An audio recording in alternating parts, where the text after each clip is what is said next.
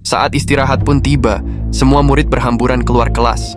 Karin pun juga keluar meninggalkan Dewi yang masih duduk di kursi. Dewi tidak tahu arah kantin. Ia pun bertanya pada salah satu murid yang masih asyik mengobrol. "Hai," sapa Dewi. "Hai juga," sambut salah satu murid perempuan. "Kalau boleh tahu kantinnya di mana ya?" tanya Dewi. "Kamu mau ke kantin ya? Ya udah bareng kita aja." "Boleh." Mereka pun segera pergi ke kantin. Sesampainya di sana, mereka mencari tempat untuk makan. "Oh iya, kenalin namaku Rizka," mengulurkan tangan. "Aku Dewi," membalas uluran tangan Rizka. "Kalau yang ini Giselle dan yang ini Feby," memperkenalkan teman yang di sebelahnya. "Salam kenal ya kalian," ujar Dewi. Mereka pun memesan makanan, sembari menunggu pesanan, mereka berbincang-bincang sejenak. Sesekali mereka membahas tentang Karin, ya murid yang mereka sebut aneh. Dewi hanya mendengarkan saja. Tak lama perbincangan mereka terhenti karena pesanan sudah tiba. Waktu istirahat usai, mereka berempat segera bergegas ke kelas. Suasana kantin pun berubah sepi. Ketika di koridor sekolah, Dewi izin pada ketiga teman barunya ingin ke toilet. Rizka menunjukkan arah toilet cewek. "Han, kita duluan ke kelas ya," kata Rizka. "Iya, Riz." Dewi pun menuju toilet. Tiba-tiba matanya tertuju pada seseorang di dekat toilet. Gadis itu entah berbicara dengan siapa, wajah gadis itu tak terlihat karena membelakanginya. Langkah Dewi diperpelan supaya gadis itu tak menyadari kehadirannya. Ketika sudah dekat, tepat di belakang gadis itu, dan betapa kagetnya Dewi melihat sosok gadis muda berwajah pucat pasi dengan kaki tak napak. Sontak Dewi sedikit menjerit dan melangkah mundur. Gadis tadi pun berbalik badan. "Karin?" Dia ternyata teman semejanya. "Apa yang ia lakukan?" tanya Dewi dalam hati. "Ngapain kamu di sini?" tanya Karin heran.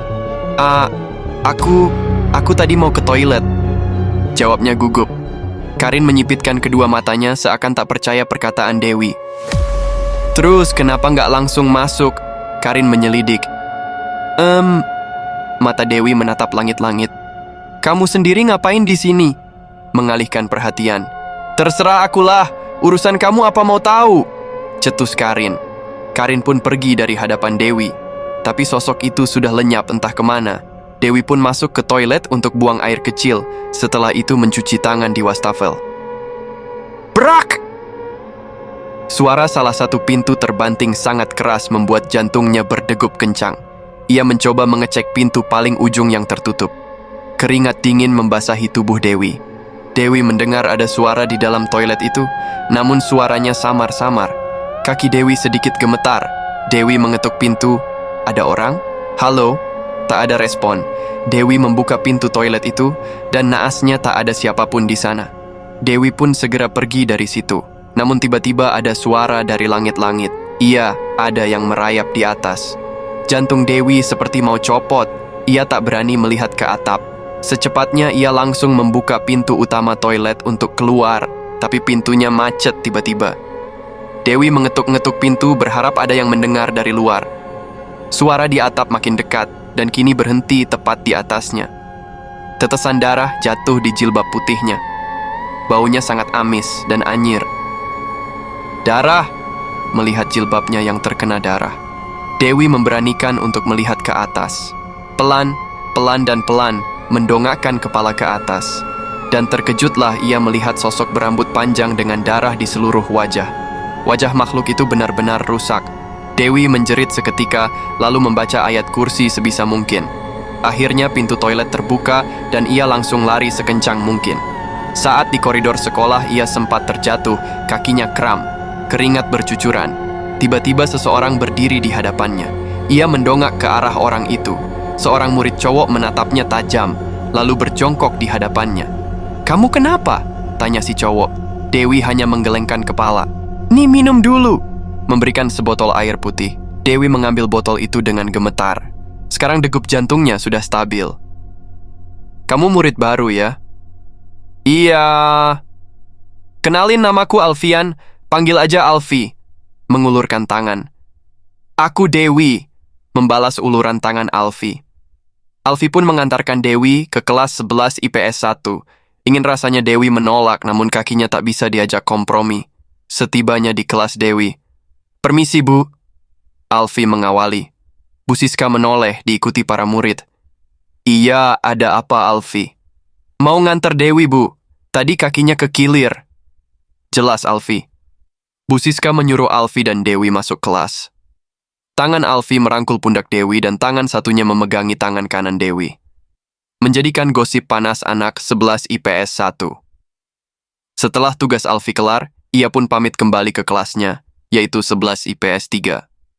Alfi anak hits, satu sekolah mengenalnya. Dia juga punya banyak fans cewek. Banyak yang mengejarnya, namun Alfi cuek. Sedari tadi Dewi terdiam dan selalu merunduk. Ia tak mau mengingat kejadian tadi. Kamu kenapa? Tanya Karin. Dewi menoleh. Nggak apa-apa kok. Maaf ya tadi di depan toilet aku nyolot. Iya, santai aja. Oh ya, kalau boleh tahu tadi kamu lagi ngapain ya? Lanjutnya, Karin diam sejenak. Nggak ngapa-ngapain kok. Tadi itu siapa? Temenmu?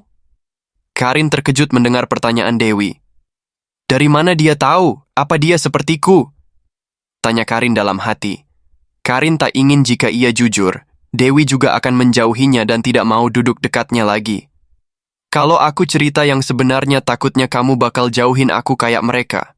Katanya dengan raut sedih. Jangan samakan aku kayak mereka. Karin tersenyum. Dia temanku. Sejak awal aku masuk sekolah ini sampai saat ini.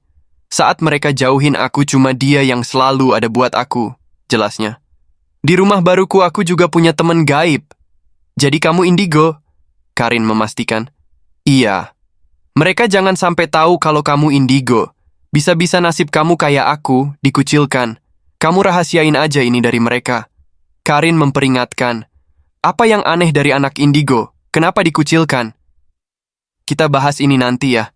Sekarang fokus ke pelajaran dulu. Karin dan Dewi memutuskan sepulang sekolah pergi ke kafe untuk berbincang sejenak.